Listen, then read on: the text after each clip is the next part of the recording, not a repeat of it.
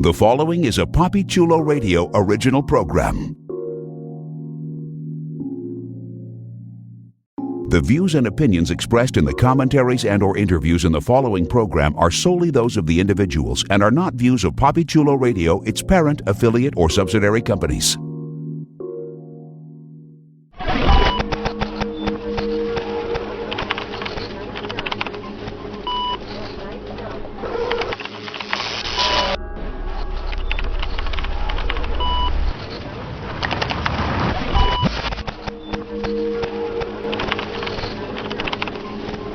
The Avengers Initiative, WandaVision.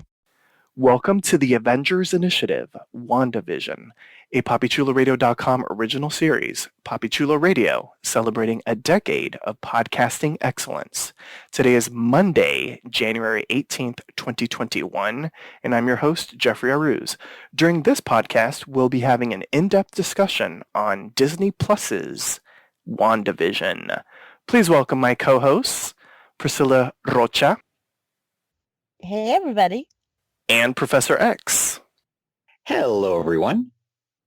All right, let's jump into our discussion of Season 1, Episode 1, which was appropriately titled Episode 1 and debuted January 15th, 2021 via Disney+. Here's the official synopsis of the episode. Wanda and Vision struggle to conceal their powers during dinner with Vision's boss and his wife. All right. So, as Wanda and Vision said in the episode, they are an unusual couple. This is going to be an unusual podcast just because this is an unusual show. In essence, it's masquerading as a situation comedy. And we don't really cover sitcoms on Papi Chulo Radio. A little BTS for the listeners. I have had co-hosts in the past, basically say we should do this sitcom. And I'm like, it's a sitcom. Like, what can really be discussed about a sitcom? Fortunately, this isn't just a sitcom. There's an overall mystery behind it, and there are sinister overtones to the series, which is going to be really interesting to discuss.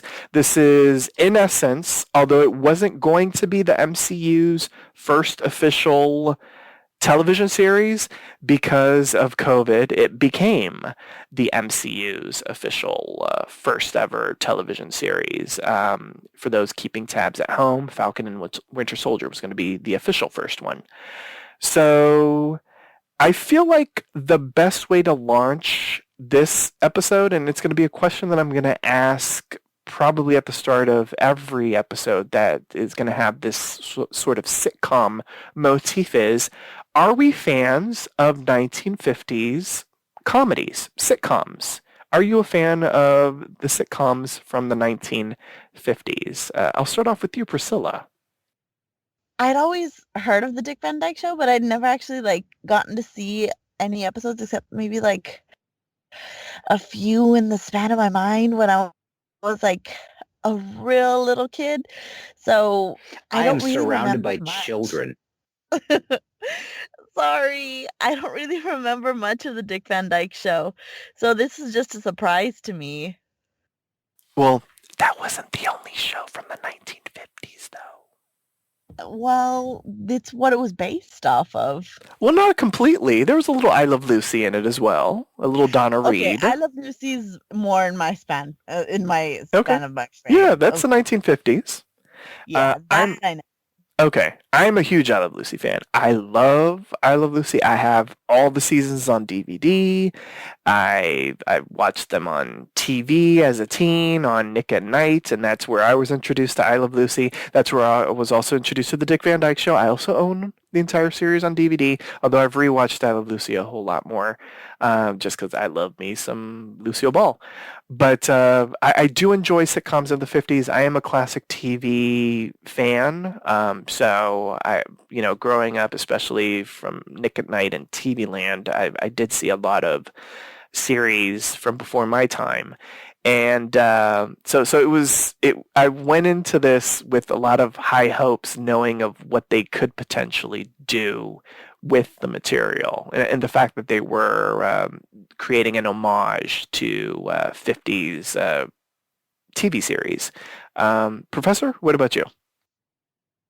Yeah, I agree with what you said there, that it is an homage to, it's not playing so much as a straight 1950s sitcom as playing off the tropes that we appreciate about the 1950s sitcom. And, the scene, in the opening where Vision is walking along and there's an ottoman in front of him and he doesn't trip over it because he just, phases through it. That is an obvious, throwback to the Dick Van Dyke Show. Interestingly, I found out, recently that, Kevin Feige and the creators of the show met with Dick Van Dyke, who is, was brought in as a consultant for the show. And Dick Van Dyke, of course, had no idea who they were or what the Marvel Cinematic Universe was. But still, I suspect that was just a chance for Kevin Feige to meet Dick Van Dyke, which we would all do. I kind of like those 1950s sitcoms. It has to be said that when you're watching them now, they're not classically funny, and I think that this episode sort of plays off of that, when, Wanda is saying something or Vision is saying something and the laugh track reacts to it. They're not being really that funny. They're being like 1950s funny, which is not that funny by our contemporary standards. And I thought that was like a really smart choice by them. They're absolutely playing it because, we'll talk more, I'm sure, when we get into, the mythology and the underlying elements of the show. These are people who love the Marvel universe, love the Marvel characters, but I think they really do love those sitcoms as well. And they're trying to present something that is not necessarily funny in a conventional sense, but would have been funny at the time. And I think they did a really good job of not only writing it, but also the way that Paul Bettany and Elizabeth Olsen played it. They were playing it the way those people acted back in the 1950s. And I'm sorry, Priscilla, you young people have no appreciation of, television back in the age, but, it was a different style of performance. It's like, watching movies from the 1920s or radio from the 1950s. It was, a different style of presentation. It was less naturalistic. It was much more innocent. That's not to say it was better or worse. It's just they did find a very good way of matching that, and I do think they did a very good job of doing, again, get back to Jeff's word. It was an homage. They weren't necessarily trying to do something that was exactly like that, but it was an appreciation of that, and I like that. I think they did a very good job of that. Yeah, even the speech pattern. I mean, they talked differently in the 50s, and I feel like they captured that as well. It was very kitschy, but in a very good way. I think sometimes kitsch can be a little over the top, and they found a way to play it straight, not be campy, but really, just to create this sitcom world in the 1950s that was almost in reverence to the great sitcoms of the 1950s. So let's talk about so there's an overt storyline, and then there's the covert storyline. Let's talk about the overt storyline, just the straightforward 1950s cliches that we saw in the sitcom element of the series. In essence, it's a storyline that has been done so many times, and not just in the 50s. I feel like we see this on sitcoms nowadays. It's the trope of the boss coming over for dinner, and the couple not necessarily knowing that it's something's happening, but not necessarily knowing what that something is. What do we think of the sitcom tropes that were employed in this episode, Professor? Oh, it was, Tropopalooza. It was really well done in terms of, the misunderstandings and, stuff that, when you look back at those 1950 sitcoms, they're so unrealistic by contemporary standards. The scene where, Wanda walks in and puts her hands over Vision's boss's face. How could you not know that wasn't your husband or that there weren't more people in the room? Obviously, that would never happen. But in the 1950 sitcom, it did. You mentioned I Love Lucy, the absolute craziness that happened. that was accepted. It was a trope of the sitcoms of the day, these, ridiculous situations, and everyone just accepted that because that's the way it was. So I thought they did a really, really good job of that. And, even little things like, the fact that, the heart on the calendar, and neither of them could remember, but neither would admit it. That was, it really did have the feel of a 1950 sitcom. We talked earlier about the way it was written, the way they delivered it. The actors did a great job of that. But yeah, the tropes of it were absolutely everything you would expect. But as we'll talk about later, there was that undercurrent, and I think they did a very nice job of balancing, the overtone and the undertone. Yes, I agree. For the listeners, well, I'm sure you all know since you watched the series, but they released the first 2 episodes on Disney Plus on Friday, January 15th. And so we have seen both episodes. This episode will be specifically about the episode 1. And so just don't worry in regards to us getting into discussion of the second episode if you haven't watched it. But what I thought was interesting about the fact that they did release both of the episodes is how this one really was the most set up episode out of both of them in regards to just setting us into this sitcom world. Because for the most part, what I liked about this episode, which some people on the internet didn't like, was that they really played it straightforward as a sitcom. In essence, what they did was they introduced Wanda and Vision in this world, and they played it straight for the most part. There were undercurrents, but it wasn't as much as the next episode, which was, I think, an important thing for them to do, because you have to establish the world first. On the internet, there were many comments of people saying that it was boring. And I guess maybe if you weren't a fan of 1950s sitcoms, if you hadn't seen many or any, I could kind of understand that, because you don't have that sense of nostalgia. But from at least the comments that I've read of people that are aware and or fans of situation comedies from the 50s, people seem to really dig it. Priscilla, what about you? What did you think of just the overall sitcom storyline and the tropes that were featured in this episode? I thought it was kitschy and really cute. I thought the parts where she's like, I think the job is the what we should be really doing is impressing the wife. Well, I think we should be impressing the husband. Like little lines like that were just romantic and cute and sweet, and I don't know, it just brought me back to watching I Love Lucy and seeing like cute scenes like that on TV in black and white in front of me, and it was sweet. The whole thing about the whole episode was just, I don't really think it delved too much into Marvel, which is probably why like a lot of people were just like, what the hell, like what are we watching, why is this a sitcom? But it delved more into the characters if you looked at like certain signs, like the wine bottle and stuff like that. Like, yes, that's where you got signs of Marvel. Yeah, I mean, this series, for those out there that maybe have seen this other series, this is probably the weirdest series that Marvel has done since Legion. And Legion was weird, right, Priscilla? Yeah. Yeah. I was about to say that. Was Legion technically a Marvel production? Well, it was a Marvel production under Fox, which now Fox belongs to Disney. So technically it is. I was just thinking because there were mutants involved, so. Yeah, although even they didn't really say that word on Legion. But yeah, I think, what was that show? The one that was on, because this one was on FX. What was the Fox one?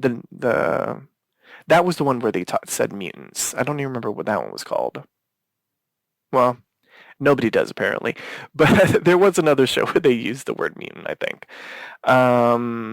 But yeah, so the whole aesthetic of the series, I mean, it was incredibly 50s. I mean, they even created a 1950s theme song. The aspect ratio of the screen was 1950s. I mean, it was pan and scan. It was not like the widescreen. Even the Marvel I was just going to logo. say the shrinking down to the aspect ratio, but I just wanted to mention something that I'm afraid we won't mention. Yes. Sitting there when it came out, hearing the Marvel Studios theme, it's been like more than a year since we've heard that theme. Yeah. Oh my God. I just had this emotional, visceral reaction to hearing that theme and also watching it and seeing, they've added some, scenes from Endgame to it. Oh my God. I just had this, I didn't understand how much I missed the Marvel Universe until that theme came on. And I just went, oh my God. So, from that, whatever they did for the next 30 minutes, I was absolutely fine with. I was just so invested because Marvel Studios has built up that level of trust and goodwill. And, we'll talk more about this, and I understand why some people thought it was, slow or weird or different. But I think for the people, for their target audience, the people who are tuned in for this, who would, talk on a podcast about it, if you're that sort of weirdo, they've built up that level of trust. And I think those of us who trust the Marvel brand will stick with it, even if the first episode wasn't everything that they wanted. Yes. And speaking of the Marvel opening, I mean, the fact that it started off in color and then it went into black and white, and then that's when the aspect ratio sort of changed. It was, and also the audio changed. I feel like it went from like Dolby surround sound to what was it? What would it have been in the 1950s? Like probably two. Single channel. Back single, then, oh, single channel stereo. Single channel. And again, that's the level of attention to detail. The people who did this show are not just huge fans of Marvel; they're huge fans of old TV. So the aspect ratio was right. The frame, the sets looked absolutely correct. When Wanda was using her powers, it looked crappy. Why? Does Marvel not have the energy or the money to do that? No, it's because this is meant to be a 1950 show. It should look crappy because that's what the special effects would have looked like back in the 1950s. So, this was a conscious homage, an attempt to present, for whatever reason, and I'm sure we'll get into that later in the episode, for whatever reason, this is being presented as an accurate 1950s sitcom of these two characters dealing with their situation. And everything about it, the theme song, the lighting, the framing, the cheap and crappy sets, all of it, was just really done with such love, not just for the characters and for the Marvel Universe, but for television in general. I think it was really, done by people who are really, really smart and putting in a lot more detail than I think a lot of us realize. Yes, I will make a note for the listeners. Wanda's powers were done via how they did them in the 50s. It was, things on wires and that sort of thing. And I will also mention this to the listeners as well. This first episode was the only episode filmed in front of a live studio audience. So they really went like full bore with, trying to make this as authentic an experience as possible for a sitcom in the 1950s. Yes, and I'll also make a little note, just because I don't want to forget this, as we talked about the opening credits and the theme and that sort of thing. Props to the person that created the end credits as well, because we got, in essence, a theatrical Marvel quality experience with the end credits as well. So props to just the VFX people, the graphics people, and all that kind of stuff. So... Yes, Professor? And I think the theme was written by the husband and wife team that did Frozen. Oh, very interesting. I thought I recognized the names at the end. Oh, okay. Very cool. All right, so Wanda and Vision, starring in WandaVision. Let's talk about our Marvel characters in this sitcom world and how they adapted these characters to fit into the sitcom world. What did you think of Wanda and Vision as characters on this show, Priscilla? I think it was really cute how they matched together as a couple. How they gave Vision kind of a personality, something that he never really had in the movies, I feel. And they gave Wanda a lot more. Do you feel like, does anyone else feel that she was like a lot more Americanized in this one? Like they actually gave her an American accent, which is weird to me Well, because she's slowly been Americanizing. She had the thicker Sokovian accent in Ultron. And then what was the next one? Civil War. She had just more of like a tinge of the accent. And then I feel like in Endgame, Infinity War and Endgame, she no longer had the accent. But even with no longer having the accent, I feel like um, the voice that they gave her was very much a 1950s actor type of voice. Like, so it was, Yeah. she was really enunciating and she was very cheery and peppy, what you would typically think of a housewife character from the 1950s. They made her the American, which is super weird because like there's a line where they're like my European wife and Yeah. my American husband, and he's speaking with a European accent and she's speaking with an American accent. But I was like, wait, isn't that just turned around? Wait, what? But I love little tiny like things like that what are just what Marvel does to make things perfect in their series.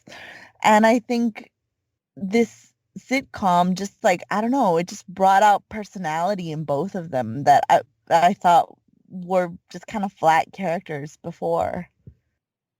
Yeah, it's clearly a different Wanda and a different Vision. You called them flat characters. How dare you? Maybe it's because I rewatched some of their Marvel stuff before. The Um, only thing that mhm.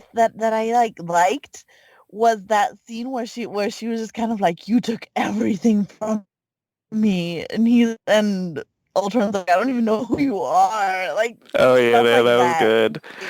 gave personality to them. But like most of the time they were just, why were they in love? Because he made a suit for her? Like it was just they didn't really get much background because they were background characters in Yes. Marvel. No, I don't disagree with you on that.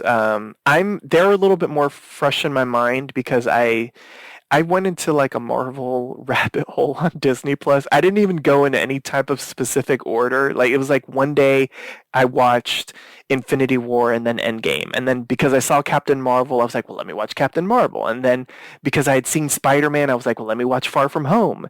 And then, and then I just got into like this deep wormhole. I was watching Ant-Man and the Wasp and Civil War, and then all of a sudden I found myself watching Age of Ultron, and so I've seen a lot of Wanda and Vision on the screen together. Oddly enough, just for the listeners, Age of Ultron is a ridiculously important movie in the Marvel Cinematic Universe. Much more important than we knew when Age of Ultron originally came out. If you haven't seen Age of Ultron in a while, go back and watch Age of Ultron and see how they planted seeds for like every fucking thing that happened afterwards. It's kind of crazy, and I don't think we knew this at the time that we were watching Age of Ultron. Oddly enough, the day that I And watched, interestingly, that was a point of conflict between Joss Whedon, the director, and Kevin Feige, because Feige was trying to plant all of these Easter eggs that would lead to the future, and Joss Whedon was just trying to do that movie. oh, that's interesting. I did not know that. Fascinating. Oddly enough, the day that I watched Age of Ultron, it was trending on Twitter. And so I guess a lot of people, it was like a week before WandaVision came out, so a lot of people were revisiting it, maybe because of WandaVision. So I have them a little bit fresher in my mind, Priscilla. So for me, like I'm remembering all these scenes because I just watched them like maybe 10 days ago. So they are in essence tertiary characters in the MCU universe, which is one of the reasons why they got a series so that they can expand on them a little bit more.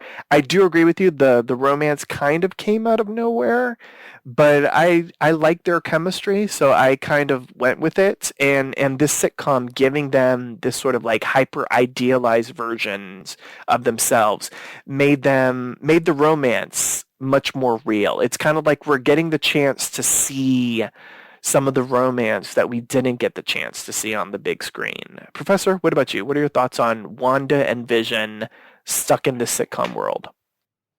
Well, part of the reason why Wanda and Vision are a couple, I admit, if you watch the movies, it does feel a little forced. The reason they do it is because it's comics accurate, and in the comics, Wanda and Vision, did develop a relationship, married, had children. It's complicated. Don't think too much about it. We might talk about that as we go through the series. He was, anyway, I don't want He's to a get too much toaster. into the weeds of Marvel Comics history, but the reason for that is partially fan service, mainly fan service, because again, if you watch, the movies, there's no reason for it aside from the fact that it happened in the comics where they had a lot more time to deal with that. He does end up saving her, I will say, in Age of Ultron. So I think that's where the connection started. He goes back and rescues her. I think the reason they did the connection was because it existed in the comics. No. I'm not disagreeing. No, I'm not disagreeing with that. I'm just saying where the connection sort of started in the MCU. Yeah, and by the way, they were really good. And by the time you reached Infinity War, I think that they'd established a relationship between the two, and most of it happened off screen, admittedly. They were they were planting the seeds of it, back in Civil War and stuff like that. But by the time they reached Infinity War, I think they had established the idea that there was a relationship, a real relationship, between the two characters and the two actors. But obviously, most of it had to happen off screen. Sorry, I've forgotten where we were. What was the question again? Just Jeff? Wanda and Vision in general in the sitcom world. It's kind of interesting because when you look at, again, we talked about the tropes of the sitcom world. It was, everyone was, all the characters, if you look back, at those characters in the 1950s, they were very two-dimensional. So I don't think it's that much of a stretch to deal with the Vision and Scarlet Witch as we knew of them. I'm not sure that Wanda ever actually became the Scarlet Witch, but I don't think it's that much of a stretch to deal with characters, in the Marvel Cinematic Universe as we knew them, to deal with them in this 1950s context. I think it works pretty well, probably better than it would for a lot of other characters. I think it's really kind of interesting, when you take these characters. One thing I thought of when I was watching the show is, and when we're talking about our ratings for the show, I think we have to differentiate between our ratings between if you are a Marvel zombie, someone like Jeff who apparently watched the entire Marvel Cinematic Universe over a weekend. Imagine if you were someone who was just tuning into Disney Plus and watching the series with no knowledge of who these characters were or their backstory was. This show would have meant nothing to you. But I don't think that's necessarily a bad thing. I think, the Marvel Cinematic Universe has basically been reaching out and bringing in the largest, the widest tent possible. I don't know if they have to do that always. I think because we have this expectation, this understanding of the characters, this understanding of their past, and to a lesser extent, the understanding, of the Marvel Universe, I don't know that it's as necessary that, you make it, I don't want to say completely accessible, but I do think there's a very big difference between how you or Priscilla or I would have watched this episode and how someone who had never watched the Marvel Universe. Imagine if my mom had watched this episode on Disney Plus. She would have gotten so little. She would have had no understanding about the larger context. How well would that episode have worked as just a 1950s sitcom? I don't know, but it's kind of interesting because it does seem to me that, now that they're on Disney Plus, they're basically in, an enclosed environment, a closed garden. I don't know if they're going to be reaching out to the wider audience as much as they did in the past. Yeah, I don't disagree with you on that. I think clearly the show was made for the MCU nerds, for the MCU fanatics, people that, invested, a decade of their lives going to the movies and watching the Infinity Saga on the big screen. They went through 3 phases of Marvel productions. Technically now we're at the start of phase 4. So I do wonder if either a casual Marvel fan, someone that has seen some of the movies but not all of the movies, or a non-Marvel watcher would even be interested in watching this. And if you're a non-Marvel watcher, I don't know if this is a good primer. You know what I'm saying? Like, I feel like you have to watch at least the Avengers, one of them, to like understand anything. Priscilla? They had the catch-up show Legends. For They you to do, watch, yes. That is true. Just in case you had no clue about any of these characters. They had the Legends show, so you could kind of buff up your knowledge on everything, and it gave you basically everything you needed to know to understand WandaVision. So, all right. You watched it, Priscilla? like they're giving everyone a chance to understand WandaVision without having to go through all of the movies. Okay. You watched it, Priscilla? Mm-hmm. Okay. See, look, Priscilla was poking around Disney Plus too, Professor. I'm just saying.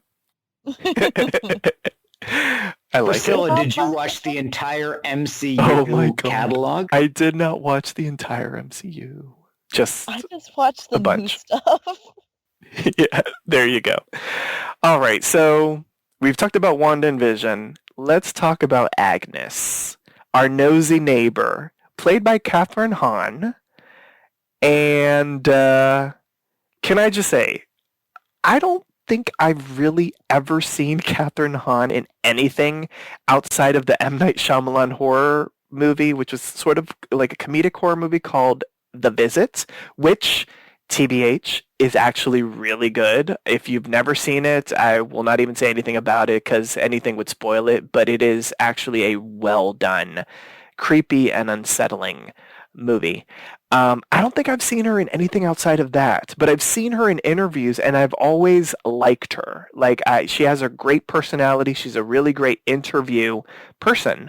So when she was announced that she would be the nosy neighbor, I was here for it. And when I saw her in this episode, I was like, this lady's having so much fun because she has committed to the bits.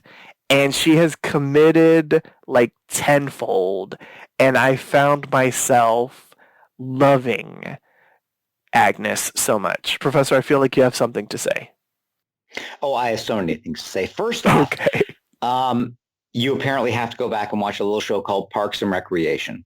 Okay, was she like on it, or did she do like a She was arc? on Parks and Recreation in the last 2 or 3 seasons, playing this absolutely spectacularly funny, smart character. Kathryn Hahn is, an absolute goddamn natural treasure. She is smart. She is funny. She is so in control. And as soon as they said she was playing some character in this episode, I thought she's either going to be, an absolute good character or perhaps contrasting what everyone is saying. I think if I was casting Kathryn Hahn, she would be playing the secret big bad. I'm not sure. Based on this episode, I don't know for sure. She is obviously, not just a wacky neighbor. She is more aware. I think that scene with her and Wanda in the kitchen indicates that she is, not one of the incidental characters like the other ones, like the boss and his wife. She is much more of an incident, much more of a What am I thinking of? She is much more of a character with agency. She is doing things in the episode rather than having things done to her. But yeah, no, Catherine Hahn is just, an absolute national treasure. And she is so good. And I loved her in this episode. I hope we see more of her going forward because I do think she is an absolutely tremendous character. I know a lot of people were talking online about the fact that her name is Agnes, and there is a character in the Marvel comics called Agatha Harkness. So they're arguing, this could be Agatha Harkness. If that's true, awesome, because Agatha Harkness is a tremendous character. I don't know. We didn't have anything in this episode to suggest that. It's just, later on when I go into my in-depth deconstruction of 30 seconds of the episode, I will talk about, the way we are reading so much into the episode. Just because someone's name is Agnes doesn't mean they're Agatha. But if she is, awesome. And, the more we get of Catherine Hahn, the better. She is just such a smart and funny actress. Okay, nice. Kudos to Agnes so far. And Priscilla? go watch Parks and Rec before we do our next podcast. All right? I know, right? I need to, that's on my list. Priscilla, what about you? What'd you think of Agnes? Yeah, I was about to say I loved her in Parks and Rec. I loved her in Bad Moms. She is amazing. I love this actress so much. So when I heard that she was going to be on WandaVision, I'm like, okay, this is going to be a good show. They're already getting good characters. They're already getting a good cast together. And of course, like, she's so sassy and she always plays the lush. She always plays the person that's like, I love the alcohol and the alcohol loves me. She's just so sassy. I love her. I love her to death. And I don't know, something about her just as the nosy neighbor just was funny as hell, where she's like, I love, my mother-in-law was in town, so I wasn't here. Like, Yeah. it's just little lines like that kind of like enchant me to her. She is obviously, like, no surprise here, is my favorite character of the episode. Like, I loved her. She brought life to this episode, and her saving the dinner with all of her stuff and her pineapple in the end being like, no, salesman, sorry, like, and logging her out of the door was just perfect. And just, I don't know, I love her to death. She's great. I hope that she's Agatha, but if she isn't, I accept her with whatever she is, even if she is just a hapless victim in this whole WandaVision scheme of things. All right. I like it. With Agnes, we got two classic sitcom tropes: the nosy neighbor, a la, oh gosh, what was Agnes? Wait, was it Agnes Kravitz? No, the Kravitz lady. Was her name Agnes? No, I don't think it was. Well, Mrs. Kravitz from Bewitched. I think it's Lenny is the name you're looking No, for. not Lenny Kravitz from Bewitched. Yes. Yeah, but the Kravitz woman from Bewitched Is it and Ethel? No. no, Ethel. No, that's Mertz. Lucy. Yeah. Although Bewitched is a 60s sitcom, but there was a lot of Bewitched in this with the whole, let's, we're a strange couple, let's not let them, know that we're strange in essence. And also the spouse that is never seen. We've seen that as a sitcom trope before because she has her husband Ralph, who is not seen. I did wonder about that because they made a point of referencing him twice in the episode. The first time, when she was talking with Wanda about, his birthday would have to be, the only way he'd remember our anniversary if there was a beer called June 4th. And then later, when she was bringing in the food, talking about the only thing he wants to eat is baked beans. And, to hit that point twice, it could just be a callback to the tropes of a 1950s sitcom, or maybe there's something more to this, Ralph. I don't know. I don't disagree with you. So before we start breaking down some of the unusual parts of the episode, let's talk about that commercial, as if that wasn't unusual enough. So, they are sticking to the sitcom trope on WandaVision, and they're including commercials about halfway through the episodes. And for episode 1, the very first commercial that we see in this 1950s infused episode of WandaVision, it's an advertisement for Stark Industries Toastmate 2000 toaster oven. Now, based off of this commercial, it seems as if we're being triggered by Wanda and Wanda's history. Wanda, when we were introduced to her in Age of Ultron, she was very anti-Stark, anti-Tony Stark, because a missile or a Stark missile crashed into her home, and her twin Pietro were sort of like stuck in the rubble, and all they could see was the Stark missile, and they were there for a couple of days worried that it was going to explode. And that's where, her vengeance against Stark started, and that's how we were introduced to her. So when we see the commercial, something odd happens. We have the toaster sort of like beeping. The beeping starts to increase. The actors look a little worried for a moment, and even the lights on the toaster oven, which this is a black and white show, so everything was in black and white, so the light sort of flashed white, that turned into a red color. And that was one of the instances in which we started to notice not everything is as it seems. So what did we think of the commercial? What do we think of how the commercial was weaved into the story? Did you all get sort of like the same sort of thing that I did in regards to maybe what the commercial means in the grander scheme of thing? Or do you all have your own theory as to what the commercial meant? I'll open it up to the floor.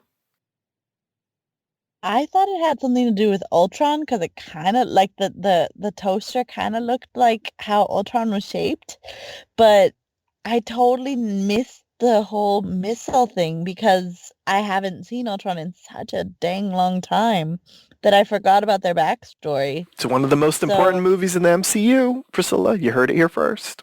I know. So that bit was just whoosh over my head. All I remember was her hating Stark and Ultron. So that those two combined together, and I was like, oh, okay, that's what it meant. It's just her backstory. So that's all I got from the commercial. I didn't get the missile at all. Professor? Well, sit back, Priscilla and Jeff, because this is going to get a little long. When I first watched the commercial, the first thing I spotted was that, there's the opening, you see the toaster, she pushes it down. And then when they come out of going to, the cherry pie and all, the meatloaf, cherry pie, and the open face sandwiches, I noticed that, the light on it was now red, and it hadn't been before. And prior to the very end of the episode, when you cut away to wherever you're looking at it, the entire episode was in black and white. This was the first flash of color in the entire episode. The other thing that struck me, was that, when the woman pressed down the toaster to do the toasting, the sound that you hear is the sound of Iron Man's repulsors firing up. Oh. Now, yeah, well, brace yourself. Believe me, we are nowhere near where I'm going to go. So many people are weighing in on every element of WandaVision. What does this number mean? What does that mean? What does this label mean? So I decided to go back and analyze the commercial in forensic detail. Brace yourself. This is going to get weird. Oh, Lord, so I'm sitting down. The guy walks in. He's got the burned toast in front of him. If you look on the wall behind him, above him in the corner, you see a cuckoo clock, which is at 6 o'clock. To the other side, you see a rooster above him and then a strange shape, which can only be described as a cock and balls. So you have the guy standing there, and on one side is a clock set to 6 o'clock, which is a straight line. And on the other side, a rooster, which is a cock, and underneath it, and I swear to you, go back and look at it. It is a cock and balls. Then he walks off to the side as he's walking towards the woman standing by the toaster. The weird thing is, behind him at the beginning of the move is a pattern wallpaper, which is basically the sort of thing you would see in an American kitchen in the 1950s. It is basically, the sort of, food and stuff like that. As he moves, the wallpaper begins to dissolve. It is no longer sharp. It is no longer clear. And as he moves over, it becomes completely blurred out. The only thing you can make out of it are basically diamond shapes, very vague diamond shapes. Mm-hmm. As he moves towards the woman, there is a clock behind the woman, which also has diamond shapes on it, but the diamond shapes are on the 12, 1, 2, 3, 4, 5, not the 6, 7, 8, 9, 10, 11. No a diamond on the 6. What does it mean? I don't know. But the clock is not set to 6 o'clock as the previous clock was. It is set to 12 o'clock. What does that mean? I don't know. I'm just pointing out, if you want to go into the forensic detail, here's what it all means. The basic background shape is blurred out, but it is diamonds, not the scene before. As I said, when she pushes down the toaster, you clearly hear Iron Man's repulsors firing up. Then, they cut away to that. When they cut back to it, when they're waiting for the toast to pop up, there's a long, awkward pause as both she and the man are clearly disturbed by the fact that the toast is not popping up yet. What is happening? What does it all mean? I don't know, but that is what you get when you analyze even 30 seconds of this show in forensic detail. Does any of it mean anything? I don't know. That was fascinating. That was a little pornographic, but enjoyable nonetheless. You know what? I did not put the cock and balls on the wall. They did. Oh, also, there were 3 lighting. I completely forgot about this. There were 3 lights on the wall. Once he moves across to the blurred background, there are 3 lights on the wall. None of them matched. There is no reason in any kitchen for there to be those 3 lighting elements to be hanging there. Does it mean anything? I don't know. I'm just saying, if you want to analyze this stuff to that level of detail, knock yourself out. And by the way, I love it. When the series wraps up and we look back and go, oh my God, that was all saying something, I'll be saying, oh, I said, yeah, remember those 3 lights? That's exactly what I was talking about. That is Wanda and her 2 kids. There you go. I hope that we get analysis like this for every commercial, because that was brilliant. I don't know if that is possible because I don't know what the commercials will be, but I promise you I will try. I love it. I do think their unease is when the light beeps, and the noise sort of accelerates. Well, and that's the sort of classic noise that we have, when a bomb is going to go off, right? Exactly. Because it's beeping faster, the light is flashing faster, and they're having that uneasy sense of what is going to happen here. Correct. And speaking of that sense of unease, we did get that a couple times in this episode. Which, it kind of, I don't know what we're going to call that. Is it our characters breaking free or something like that and realizing things are off? But we did get that a couple of times, and especially with Wanda and Vision at the dinner table. Yeah, and do we want to talk about that now? Yeah, let's talk about that now. So Wanda, in essence, spaces out. I guess that's the best way to describe it at the dinner table. She's being, or they're being, sort of just berated with questions, but the normal type of questions, and very much in essence sitcom-y type of questions. Especially at the speed in which they were coming. With the bosses sort of asking, so where are you guys from? What are you guys doing? What's your story? What's your song? When did you get married? And all that kind of stuff. Like the typical type of questions, just sort of said in a rapid fire kind of way to elicit comedy, as you would in a sitcom. But Wanda spaces out.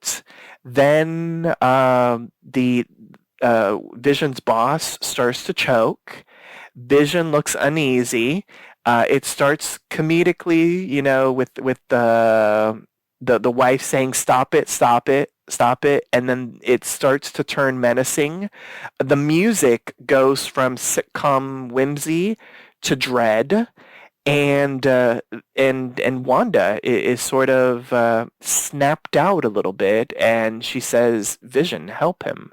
And Vision does, and we see a strawberry, which was in essence a callback to something that we saw earlier in the scene, because that was in essence what Wanda uh, made for dinner for Vision and her anniversary, or their quote unquote anniversary. What did we think of this? It was incredibly weird. It veered from Dick Van Dyke to the Twilight Zone in the span of like 45 seconds. What did we think of this? Theories, ideas? Did we like it? It turned into David Lynch. What the hell? It was David Lynch, yes. It was so weird.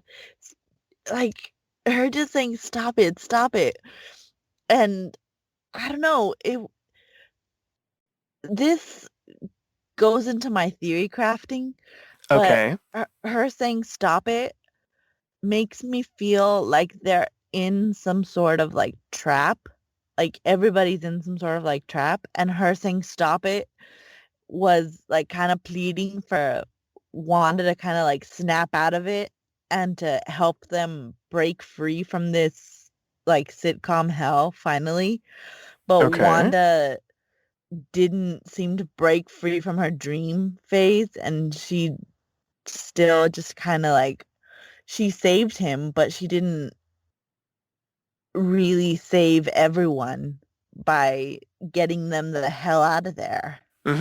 She zoned out. Like, I was focused on Wanda throughout that whole time at the table, and she zoned out for a while before the stop it, which was interesting because I was like, is she trying to break free from whatever is going on? We are going to theorize in a moment. That's, in essence, my next question. But, Professor, specifically about what happened at the dinner table, what did you think as you watched it? Well, up to that point, they'd really played it straight as the 1950s sitcom. There are a couple of little elements, Vision trying to figure out what does the company do. He did that a couple of times, but up to that point, it was really played straight. That was the moment where we took the hard turn into realizing, oh, wait, this is a Marvel Cinematic Universe property, because there is much more going on here than we thought. I agree with you. I thought that, Wanda was distracted and staring off in space, before it happened. Like you, I spotted the fact that what he was choking on was the chocolate-covered strawberry, the one element of real food that was in the kitchen prior to everything happening, which I don't think is insignificant. The other thing that as Priscilla was saying, the fact that his wife was going, stop it, just the routine, stop it. As you say, the music changed, the tone changed, everything changed. But then Vision was just sitting there. It wasn't until Wanda told him, save him, that Vision did anything. Now, Vision, the character that we've known, in the Marvel Cinematic Universe, would have saved that person before. He couldn't do it. And if you look at him, he's sitting there squirming uncomfortably, which, and again, we're going to talk about this in a moment. To what extent does he have control? To what extent does he have agency? Or to what extent is he being controlled, by Wanda? In this situation, I don't know, but that was the moment where the whole show changed.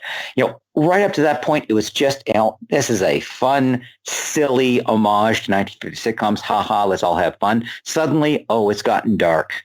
It got very dark for a few seconds, and then suddenly the husband's okay. The wife does a little joke about, the Sokovian reference. There's the lobster on the door is the little callback. They're sitting on the couch. They turn the TV off. So, it's like, if this is a 30-minute episode, it's 25 minutes of 1950 sitcom, 2 minutes of what the fuck is going on here, and then 3 minutes of 1950 sitcom.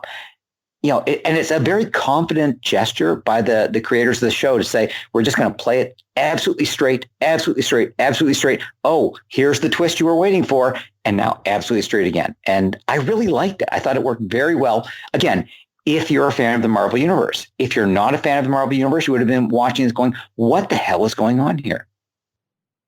Ain't that the truth?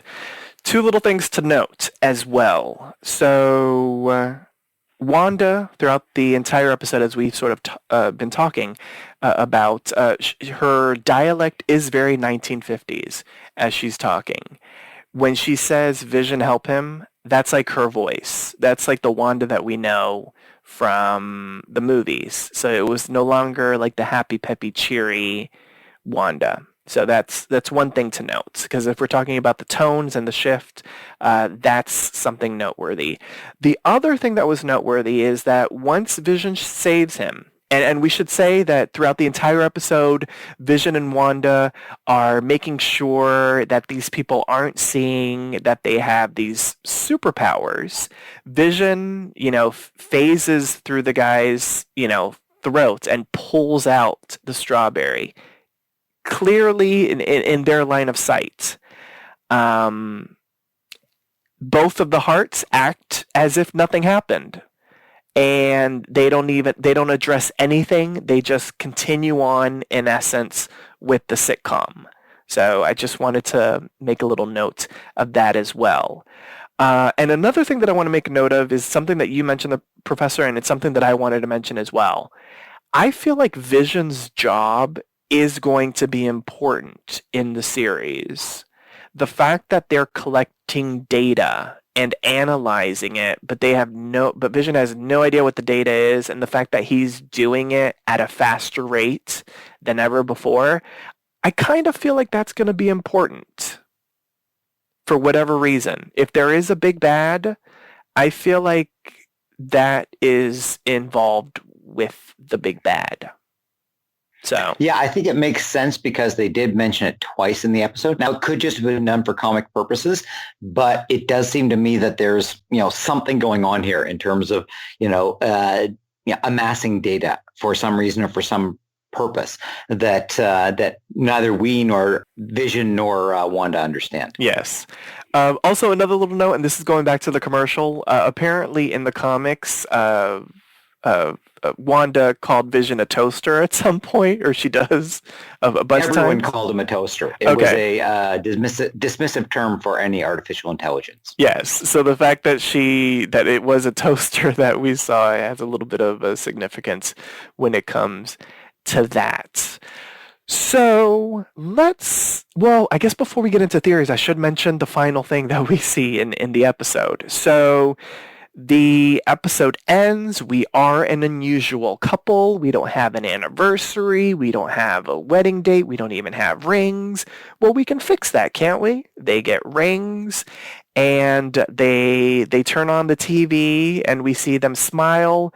Their faces get they're in like a hexagon.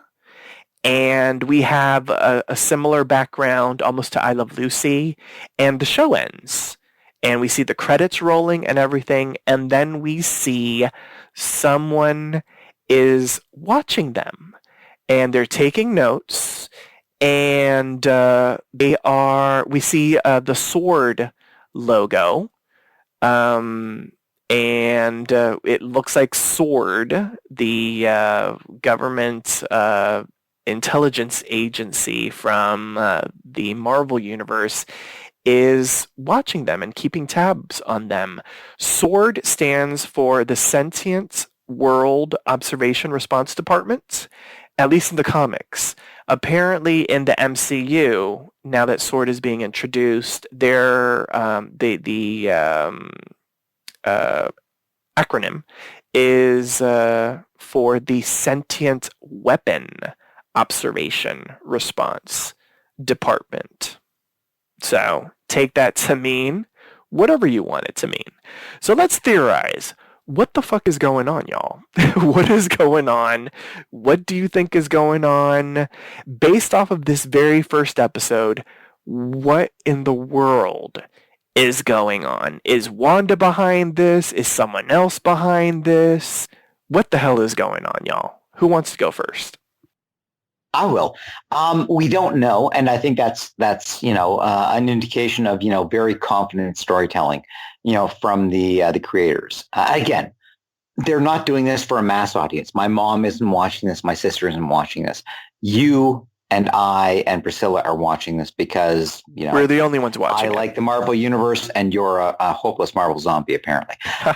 So we appreciate that, and we're looking for these little details and stuff like that. So to have the show end and then to pull back, and it's not just we pull back; it's that we pull back from a black and white screen, and suddenly the rest of the area is in color. So we realize and the that this aspect is ratio changes as well. Yeah.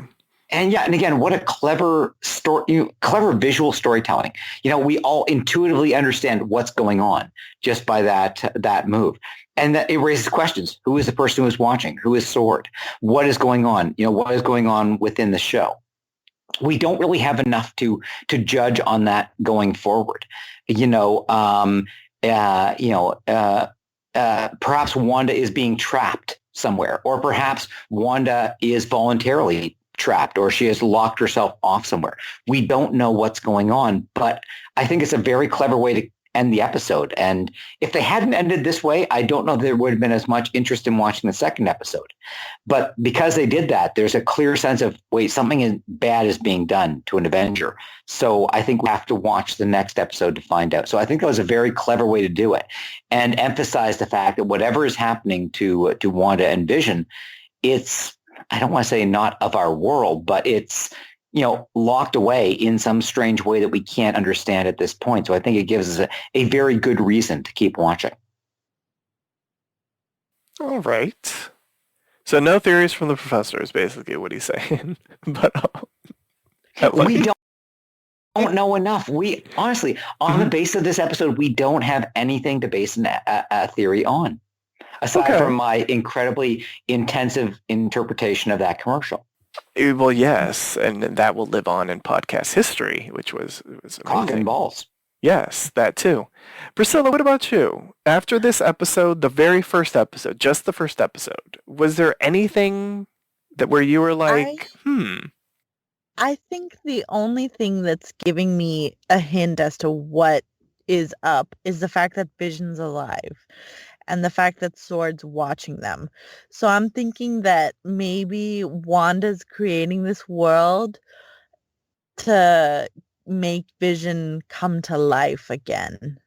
That she's using whatever husk was left over from Wakanda, plus what magic she has to bring him back to life. And it's reacting to all the neighbors and the people around her negatively to create this sort of sitcom fictional world. Okay. Following up on that, if your argument is that this is, the Scarlet Witch creating a new reality, very early in the episode when Vision walks into the kitchen and gets hit in the head with a plate, what does Wanda say? My husband with the indestructible head. So that could totally play off the fact that, in Infinity War, Vision died because his head was destroyed. So maybe that could be seen as reinforcing that. It's interesting. I'm enjoying all of this. I believe in the comics there is a sort of a gray Vision, right? Yes.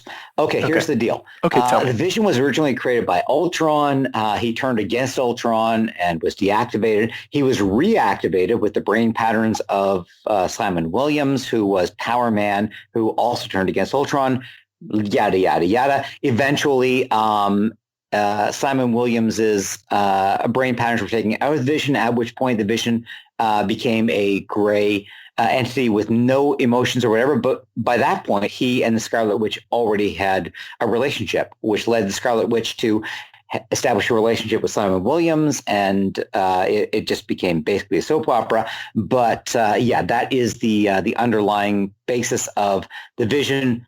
And when we go from the black and white, Vision and the Scarlet Witch, the idea of, at the end of of Infinity War when when Vision basically had all the color stripped away from him. My first thought was, oh, this is going to be the emotionless Vision that has no relationship with the Scarlet Witch. They didn't pursue that in the movies, but it is certainly something that is comics accurate. Okay, interesting. So I do agree with the professor in the sense that, like, we have no idea what the hell is going on. As far as just general theories, I do sort of like, I have thought about what Priscilla has said. Like, this could be that she's created, in essence, a pocket dimension to cope with the loss of Vision. I do think, out of anything, not even thinking about big bads or anything like that, I do think what we will be seeing over the course of this series is in essence Wanda having to cope with Vision's loss. I mean, she lost her brother, then she lost this man that she loved. I think throughout these episodes we will be seeing their love, so we'll better understand why Wanda is shaken by it, and I think she's going to have to come to terms with it. At least that's my hope. I mean, they could go another route where she just loses her mind, and I think that would be kind of comic book accurate as well. So we'll have to wait and see. But I've like gone back and forth, and I'm like, is she doing this herself? Is she doing this herself, and a big bad is taking advantage of the fact that she's doing this? So this big bad has in essence snuck in and is using this world to their advantage? Is Wanda being held captive, and the big bad is using Wanda to do something, but Wanda has in essence created this world as a protection, so the big bad doesn't get what they want? I guess basically what I'm saying is anything is possible. They are an unusual couple. I keep on repeating that because I don't know if any of you saw the promos for the show, but they would always repeat the unusual couple thing for a bunch of the trailers. But other than that, I really can't think of what it could be. Yeah, like, I've seen names for potential big bads, but they're all like comic book people that I have no idea who they are, so I don't want to drop the names just yet. But they aren't, because in essence they aren't my theories of the names. Yeah. Based on this episode, I don't think there's any reason to assume there is a big bad. I mean, it just seems True. that, as you said, Wanda has gone through a tremendous amount of trauma, losing her family, losing her brother, becoming an Avenger, becoming an outlaw, losing Vision, the one person she'd come to love, and someone with tremendous, power. I mean, she was basically going to kill Thanos, before he stopped her by bombing the planet. This is someone with indeterminate powers. I think, all we saw in this episode would lead us to believe that this is basically someone with incredible power creating a pocket of blissful, if we'd seen, that, Wanda growing up was watching 1950s American sitcoms or something like that, then I would think it's entirely reasonable that this would be her happy place. She's creating, a reality where she's happy and everything is as it should be. But yeah, I don't think there's anything in the episode to suggest that there is a big bad. And maybe, because this is a new type of Marvel storytelling, there won't be a big bad. And again, we're sort of looking at this from the point of view of, Marvel shows and DC TV. This is a new thing. Maybe this is just, a character study. Wanda trying to deal with, a character study. Wanda, an incredibly powerful character trying to deal with the trauma by creating her own reality, sort of a Truman Show situation, rather than a conventional, there is a big bad, that we have to punch to save the day. So it's entirely possible this is an entirely new sort of situation. Very true. I think either would be interesting. This being something new would clearly be something completely different than the MCU has done in the past. I think one of the I've been reading a lot of chatter online with people thinking that there is going to be a big bad. So it's a lot of it is the MCU fans thinking that there's sort of something nefarious behind it. But if it's just Wanda and if it's her really coping with the tragic loss of Vision, then I'm down for that as well. I mean, clearly based off of this episode by itself, it's really interesting character work that all of the actors are doing. I want to give a shout out as we start wrapping things up just to Deborah Jo Rupp. She's a sitcom veteran and she was fantastic as Mrs. Hart. So I just wanted to give a little shout out. Professor, seems like you were going to say something. I was, you're mentioning the idea that if it was just, Wanda trying to deal with her trauma, that's different ways of telling things. What if her way of dealing with trauma makes her the big bad? What if she is creating a reality that imposes on our reality? We don't know the extent of her powers. This could just be that she is trying to deal with her trauma, trying to deal with what she's gone through. But if that has a negative impact on us, she could become the big bad, not because she's a bad or evil, just because that is her power. That is true. Yeah. I mean, in essence, she could have, hypothetically speaking, she could have created a pocket dimension thinking that everything would be safe just in this pocket dimension. But if the dimension, in essence, starts seeping into quote unquote our world, that could become a problem. So, that's another interesting way to take it, because in essence, she would be doing something bad, but not necessarily really realizing it per se. We'll have to wait and see.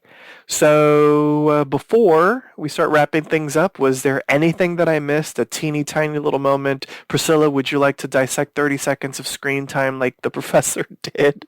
Is there anything that anybody wants to discuss before we head into the MVP? Just one thing that it's a throwaway moment, but I thought it was really cute when he picks up the meat hammer, the meat tenderizer thing, like he picked up Thor's hammer. I thought that was really cute. Ah, look at that. That was awesome. Yeah, just the entire, it was just the lunacy of what was going on just in the kitchen and keeping the hearts out was fantastic. Very sitcom-y once again, but very cute as well. And the fact that they're having breakfast for dinner, very European, except for the Bolsheviks. All right, so now it is time to give our MVP, the most valuable player. State which character impressed you throughout the episode and why.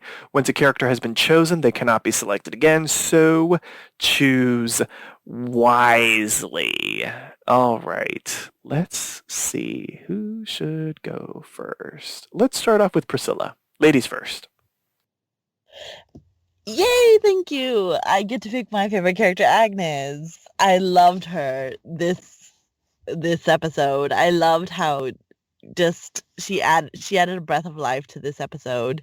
She made Scarlet Witch just have some sort of more housewifely, just more charming energy about her, and added some lunacy to the whole dinner party by adding some more ingredients to the mix, and just made things peppy and fun. And even if she isn't anything to the Marvel MCU, which I doubt, because this is Marvel and they have to have references to comics and everything, so she's gonna be something, I know it. But even if she isn't, I love the character and I'm happy to see more from her in the future. A very good choice. I feel like the professor would not disagree with that. But Professor, who's your MVP? I'm going to choose Elizabeth Olsen. I was never that big a fan of Elizabeth Olsen. If you count up her, total amount of screen time in the MCU, it's apparently less than 20 minutes. So we hadn't been exposed to her that much. but I thought she was really, really good in this episode, like playing a 1950s character. But as you mentioned, Jeff, in that scene with Vision at the dinner table, she sort of snapped back to her MCU Wanda Maximoff character.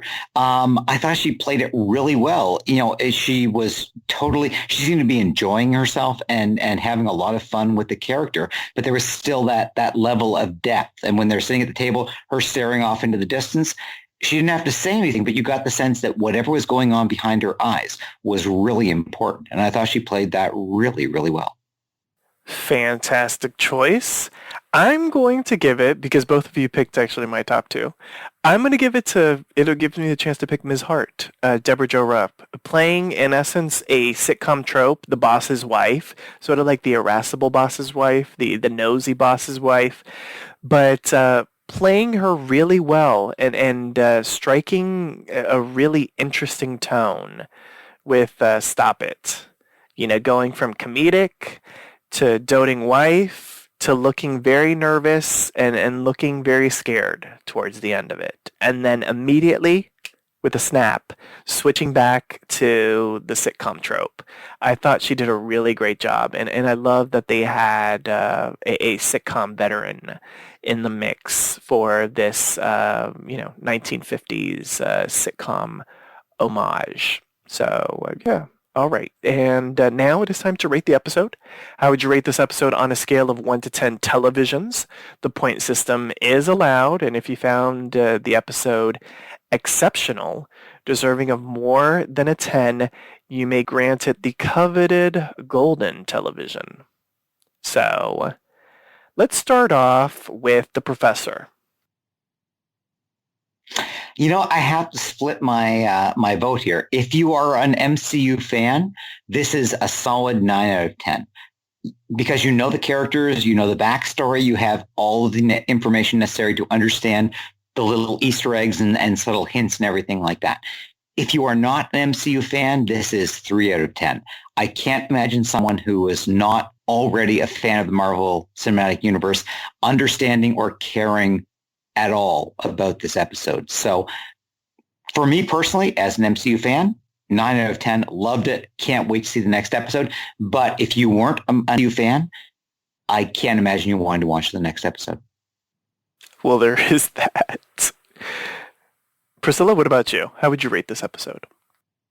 I'd give it an 8 out of 10, giving it room to grow, but still acceptable, passable this episode. I kind of feel the same way my dad did about this episode, that I want more action, I want more magic, I want more mayhem and mystery to this. I want to see more fight scenes, more passion in this than just that. And this was a classic kitschy sitcom, so I'm not gonna get that. So I think I'm gonna have to wait a little bit longer until I get scenes like that in this TV series. So an 8 for now. Okay. More. Priscilla, could I suggest you take your dad back and show him the cock and balls during the commercial? Oh my God. Seriously, go back and watch it. You will not be able to see it again without realizing, oh my God. I'm disturbed already. Okay, so I am going to split it in half, and I will give it an 8.5. We had an 8 and a 9. I'll give it an 8.5. I thought it was a good premiere, a beautiful homage to 1950s television. I thought the setup was really interesting, and I liked the subtle, the subtle subtleness, for lack of a better word, of the menace that's to come. I'm glad that we only had a bit of a taste of maybe what's really going on, or whatever you want to call it, in this episode. I'm glad that they did it basically 99% classic sitcom, introducing the tropes, introducing our MCU characters into this world, and then just giving us a couple little things. The red flashing light on the toaster, the dinner table scene, and then the camera panning out and showing us someone taking notes. I mean, I feel like that's all we needed in this first episode. I am, though, glad that they gave us the second episode, because I really feel like the second episode really hooks you in, at least if you like this kind of stuff. But for the first episode, I thought it was a really good introduction to this world. So an 8.5 for me. So on that note, join us next time for a brand new installment of the Avengers Initiative, WandaVision. Here's our announcer to remind you on how you can interact with us. Follow Poppy Chulo Radio on social media. We are on Facebook, Instagram, Twitter, at Poppy Chulo Radio. Do you have any questions, suggestions, comments, or concerns? Email us via contact@poppychuloradio.com. Are you interested in joining the Poppy Chulo Radio team as an on-air personality? Email talent@poppychuloradio.com. Binge listen to your favorite Poppy Chulo Radio programs by visiting poppychuloradio.com/archives. You can also download tonight's broadcast and the rest of the series through Apple Podcasts and Google Play. Just search for The Avengers Initiative, WandaVision, and subscribe. Thanks, announcer. My co-hosts, please wish the listeners a good night, starting off with Priscilla. Good night, everybody. And the professor. Good night, everyone. Thanks for tuning in. Download new episodes of the Avengers Initiative, WandaVision, every Tuesday via Apple Podcasts, Google Play, and the Poppy Chulo Radio archives. Good night.